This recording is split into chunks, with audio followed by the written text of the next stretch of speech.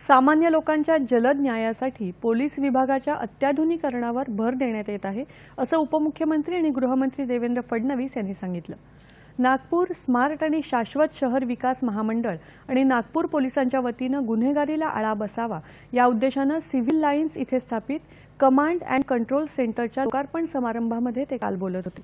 फौजदारी कायद्यातल्या बदलांमुळे आणि गृह विभागाला अत्याधुनिक तंत्रज्ञानाची जोड दिल्यामुळे सर्वसामान्यांना यापुढे न्यायासाठी अधिक काळ तिष्ठत बसावं लागणार नाही, असं ते म्हणाले।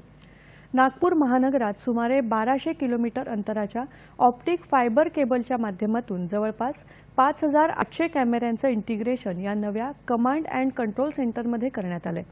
आता संपूर्ण महानगरात जागोजागी लावण्यात आलेले कॅमेरे आणि मॉल्स, शोरूम्स, रेल्वे स्टेशन्स इत्यादी सार्वजनिक ठिकाणी असलेल्या जवळपास 2200 कॅमेऱ्यांचंही इंटिग्रेशन यामध्ये आहे। यामुळे कोणत्याही स्थितीत गुन्हेगार आता सुटणं शक्य नाही, असं फडणवीस यांनी यावेळी सांगितलं।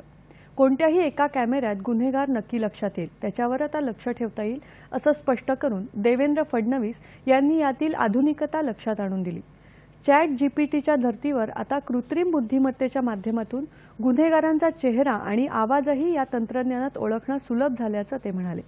यावेळी विशेष समारंभात नागपूर शहर पोलिसांकडून विविध गुन्ह्यांमध्ये तपास करून जप्त केलेल्या सुमारे 5,51,81,000 रुपयांच्या मुद्देमालाचं न्यायालयीन प्रक्रिया पार पडून संबंधित व्यक्तींना हस्तांतरण करण्यात आलं।